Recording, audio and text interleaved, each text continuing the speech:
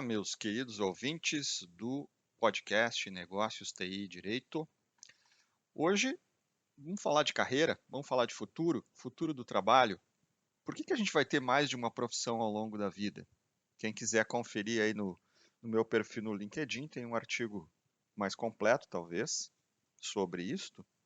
Mas o que eu queria trazer aqui não é nenhuma utopia ou ficção científica. Eu quero trazer a vocês reflexão daquelas coisas óbvias que já estão acontecendo na nossa vida e que às vezes a gente está tão no piloto automático que a gente não olha para o lado e não se dá conta da transformação que a gente está passando e sofrendo.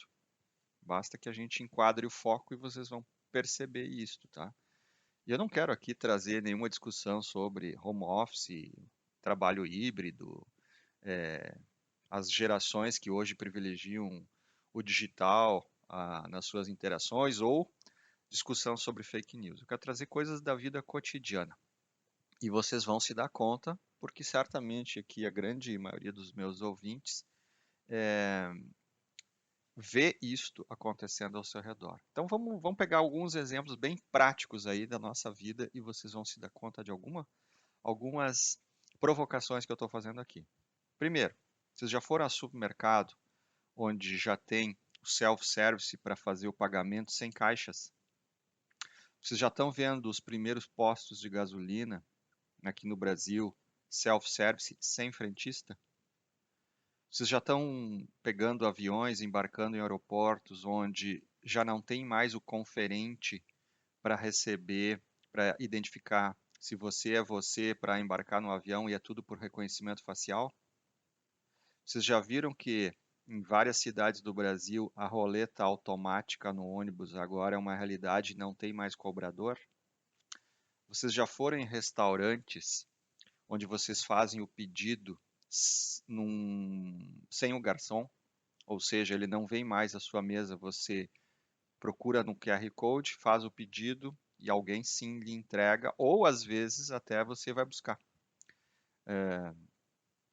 Quantas aulas de ensino à distância vocês já fizeram de aulas gravadas, como se fosse esse podcast, onde não tem professores mais ao vivo, nem para tirar dúvida? Ou pior, não precisaria nem o professor, não precisaria nem o Regis estar falando aqui. Eu poderia colocar uma inteligência artificial que falaria em meu nome. Basta eu escrever o texto e ela fala. Vocês já viram que tem algumas entregas de mercadorias que estão sendo feitas por drones, sem entregadores? E aquelas pizzarias onde é o robô já que prepara a pizza, bota para cozinhar e serve as pessoas. Não tem mais pizzaiolo. E os anúncios publicitários em redes sociais com avatar que não tem mais ator real, não tem mais uma pessoa real ali. Ou quando a gente vai assinar um contrato com assinatura digital, que a gente nem precisa mais ir a cartório ou reconhecer firma. Ou pós-pandemia, ou com a pandemia, as teleconsultas com prescrição de receitas sem ir nos consultórios. Ou plantio e colheita na área de agrobusiness com máquinas agrícolas que já são autônomas, porque lá o risco é menor, sem operadores nas máquinas. Ou artigos em jornais e revistas que estão sendo escritas por inteligência artificial sem jornalista. Basta dar o assunto. Aí vem algumas perguntas nesses exemplos. Eu sei que são vários exemplos, mas é para realmente a gente se dar conta de que o mundo está mudando e muito rápido. Nós estamos entrando na era e na década da transformação efetivamente nas nossas vidas. Então a pergunta que a gente faz é: será que as pessoas que ocupavam estas áreas que eu citei, algumas dessas atividades, tiveram tempo hábil para se preparar para um novo tipo de trabalho? Foram capacitadas? Se não foram, o que elas vão fazer de hoje em diante? E se não se adaptarem essas pessoas, elas vão ser substituídas? Qual é o impacto social que nós estamos gerando na população, principalmente com baixa escolaridade, que estão na informalidade ou não estão na informalidade? Ou elas estão empreendendo? E se estão empreendendo, em que área? E qual o direcionamento que estão recebendo? Elas estão prontas para isso? Parece óbvio, né, que com tanta tecnologia que existe hoje no mundo, a gente vai ser impactado no mercado de trabalho. Alguns vão ser impactados mais, outros vão ser menos. Então, é muito difícil hoje a gente não encontrar uma atividade econômica que não esteja em processo de mudança. Pode ser saúde, comércio, educação, agribusiness, governo, indústria, justiça, tudo está em transformação, né? Então a gente está promovendo o quê? Uma grande e gigantesca onda de transformação que para muitos é silenciosa, para mim não é, para mim faz parte do meu cotidiano, mas que é um ciclo natural da inovação e da melhoria contínua da nossa vida. Mas provavelmente aquele sonho de estudar uma única profissão, fazer carreira em uma única empresa, ser bem-sucedido para o resto da vida, como pensava a geração X, que é a minha, e talvez a Y, que nasceu até os anos 90, ficou cada vez mais distante, mais desconfortável, porque a percepção é de que as carreiras hoje não são mais lineares. O aprendizado agora é contínuo, multidisciplinar e dinâmico. E isto está deixando muita gente desconfortável. Principalmente quem está com 40, 45, 50 anos. Por quê? Porque tu estava te encaminhando para a segunda fase da vida, onde tu diz assim, bom, já fiz uma carreira e agora eu vou fazer determinadas situações, estabilidade, e quero isto. E essa estabilidade não chega, sabe por quê? Porque o mundo não te deixa ficar estável. E a geração Z que vem, que são os nascidos a partir de 1995, que são os meus filhos, por exemplo, eles não pensam mais em carreira de longo prazo na mesma organização. Eles querem fazer diferentes coisas em diferentes momentos, com diferentes experiências. E aí fica uma confusão com os propósitos corporativos de quem está hoje dentro de uma empresa, e tenta adaptar um propósito criado nos anos 90, início dos anos 2000, aos anos 20 aqui, os novos anos 20. Tá difícil. Então, esta aceleração que a gente percebe, eu percebo no meu momento profissional, gera uma nítida sensação de que o conhecimento ele está fora e muito além da sala de aula tradicional. Porque hoje a gente busca o conhecimento, vocês buscam conhecimento, não necessariamente dentro de uma sala de aula. Porque basicamente buscar conhecimento dentro de uma sala de aula é porque no final alguém quer um certificado, um diploma para atestar que eu aprendi. E veja, o mundo não precisa mais de atestados e de certificados. É incrível isso. O que o mundo quer é: você sabe ou você não sabe? Sei, então me mostra. Ou seja, ele é um mundo mais dinâmico, ele é um mundo mais de vamos fazer, se der errado, a gente começa de novo. É o mundo das startups, é o mundo da inovação, é o mundo de errar, é o mundo de tentar. E como é que eu vejo isso? Vocês conhecem, eu conheço, uma gama enorme de cursos superiores que não se sustentam mais por baixa procura de alunos. Outros que nem conseguem mais gerar emprego para os formados. E vocês conhecem muito bem várias profissões atuais que estão à beira da extinção pela simples ausência de oportunidades. O mercado mudou radicalmente. Então, aquela faculdade que tu fez há 15 anos atrás, provavelmente não te serve mais. Ela não cabe mais na tua inteligência e para o desejo do mercado. E tem um educador americano, o Jonathan Bergman, que ele criou o método da sala de aula invertida, que diz o seguinte: tudo que se aprende na graduação hoje fica obsoleto em apenas 2 anos. Então imagina, quem fez cursos de graduação há 20, 30 anos atrás, nada daquilo tem valor para o mercado atual. Então há um incômodo generalizado nas profissões atuais que estão sendo modificadas a partir de novos habilitadores para a execução daquelas tarefas que tu foi treinado há 10 anos, 15 ou 20 anos atrás. Então, veja, nós estamos gerando mudanças drásticas no comportamento de quem consome os nossos produtos e serviços. E isso mexe com tudo, até na nossa própria zona de conforto, porque o meu cliente agora, o meu consumidor do meu produto e serviço, ele também está diferente. Não é só eu que tenho que mudar, ele que consome já mudou. Invertam o chapéu, se coloquem como consumidores de um produto ou serviço e vejam o quanto vocês são mais exigentes do que eram há 5 anos atrás ou 10 anos atrás. Vocês querem outros critérios de seleção. Então, alguns futuristas até trazem uma visão muito interessante, que dizem que a própria inteligência artificial não é que ela vai eliminar empregos, mas ela vai eliminar modelos de negócio. O que é eliminar modelo de negócio? É aquela estrutura que vendia um determinado produto e serviço de um jeito, aí chega um competidor com uma inteligência artificial muito mais rápida, muito mais precisa e diz: olha, eu posso te oferecer isto a mais. O que o mercado faz? Ele muda radicalmente de opção e aí o teu negócio desanda. Exemplo clássico, não preciso dizer, táxi versus Uber. Há menos de 7, 8 anos atrás não existia Uber no mundo, ou pelo menos no Brasil. Isso mudou radicalmente hoje. Então, talvez aqui explique o porquê que as novas gerações sejam talvez mais habilidosas, mais corajosas em provocar novas ideias para novos modelos de negócio, porque eles não precisam defender nenhum legado. Se der errado, começa de novo. Se der errado, vamos para o plano B, C ou D. Quem tem uma estrutura rígida mental só pensa no plano A. E aí, quando tu é demitido, te puxam o tapete, ou um negócio não dá certo, parece que o mundo desaparece, né? Não é verdade. Se tu estiver preparado e tiver múltiplos conhecimentos, se não der o plano A, vai dar o plano B, plano C. Então, para onde vai o trabalho do futuro? Será que eu preciso me reciclar? É óbvio que existem, de um lado, uma super oferta de pessoas para determinadas áreas. E aí eu lembro sempre dos meus queridos colegas advogados, né? Um país que tem mais faculdades do que todo mundo somado de direito, fica difícil competir, né?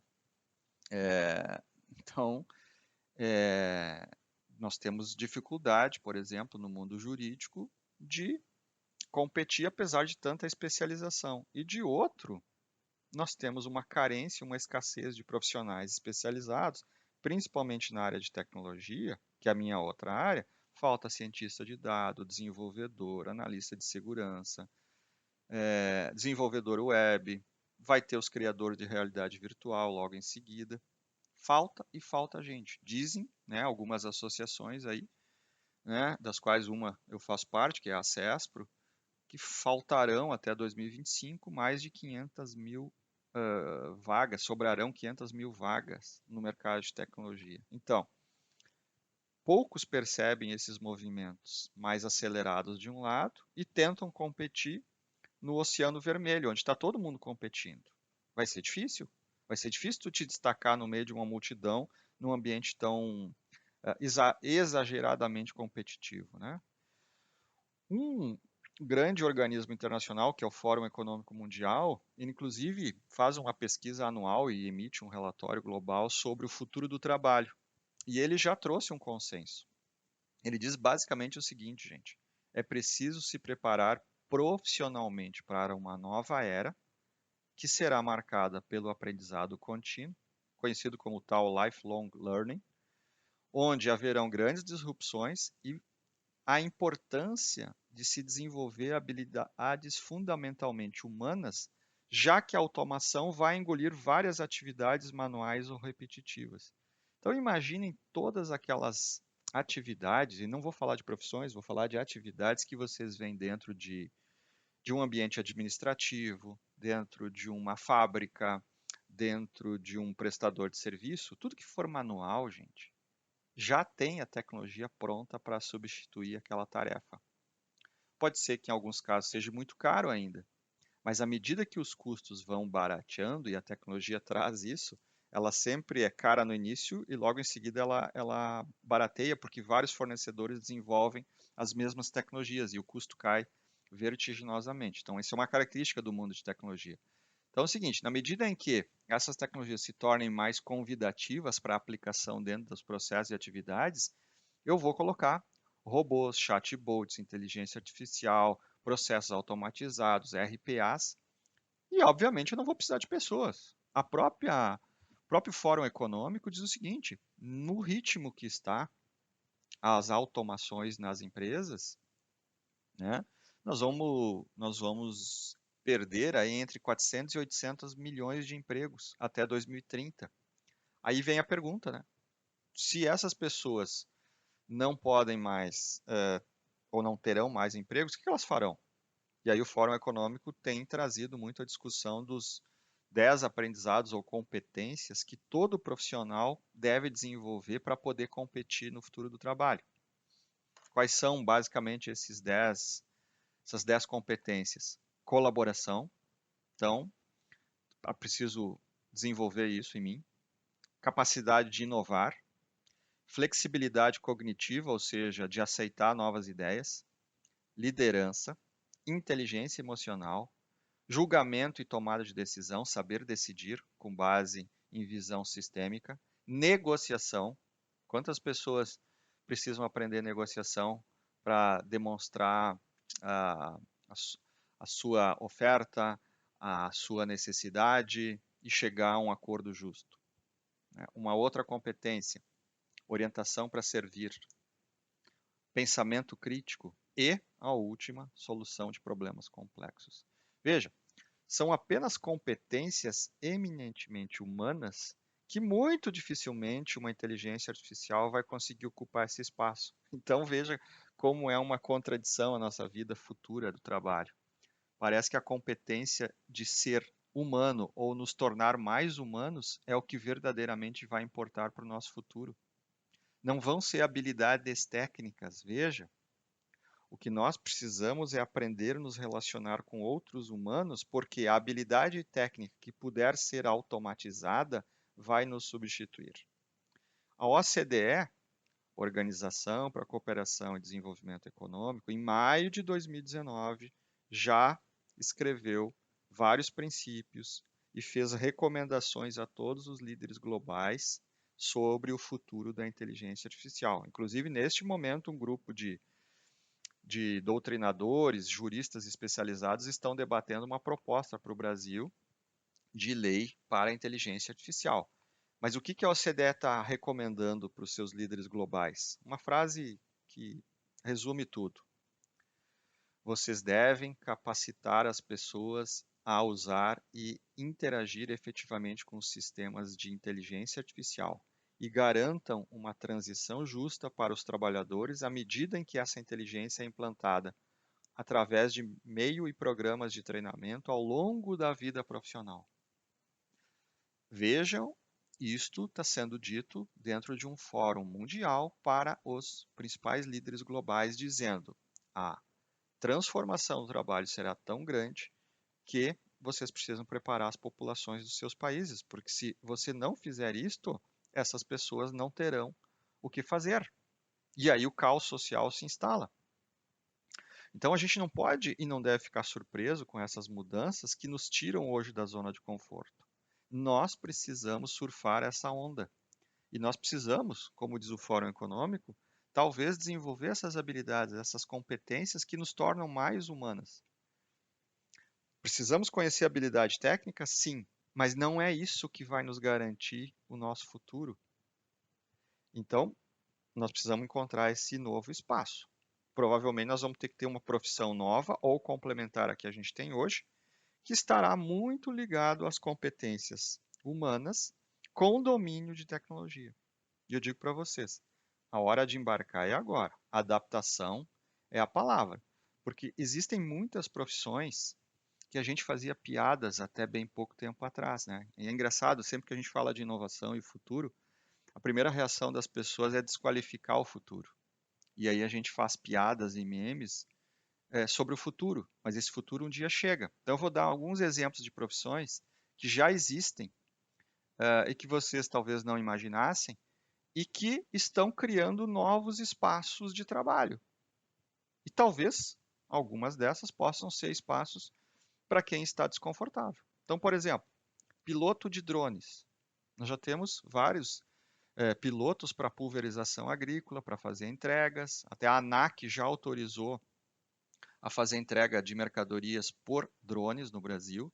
Isso já está em andamento e eu lembro de ter feito workshops e palestras há 3, 4 anos atrás, quando surgiu a notícia de que teríamos isso no Brasil. Todo mundo ria isso nas palestras e achava muito fora de contexto, parecia uma bobagem.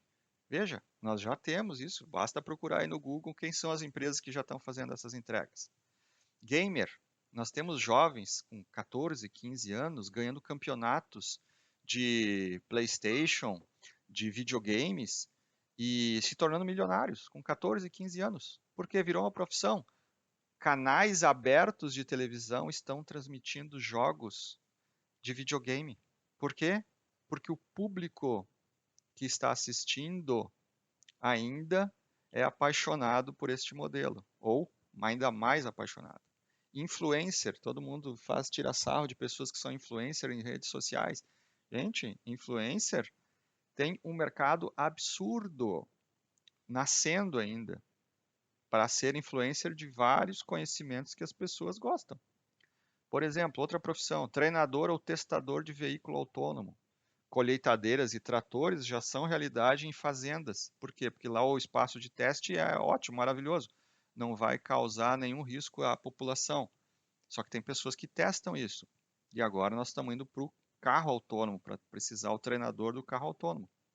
Analista de cidade inteligente, outra profissão que está em alta, que é o seguinte: como tu controla o fluxo de pessoas, de carros, de drones dentro de uma cidade?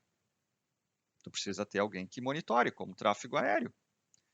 Biohacker, mexer em DNA de plantas, de animais e já estão fazendo isso com pessoas para curar doenças. É outra profissão em grande crescimento. O designer de ambientes virtuais, com o conceito do metaverso, tu vai criar mundos virtuais. Esses mundos precisam ser projetados. Então eu preciso de arquitetos ou designers no mundo virtual. Técnico de inteligência artificial para a área de saúde. Não adianta eu ter lá milhares de exames, por exemplo, de câncer de pele, com um médico olhando aquele exame para tentar detectar câncer. É muito mais fácil eu entregar isso para um técnico de tecnologia que vai capturar a imagem daqueles exames, jogar num grande banco de dados e usar a inteligência artificial para fazer diagnóstico. O diagnóstico do técnico que não conhece medicina será mais preciso que o médico.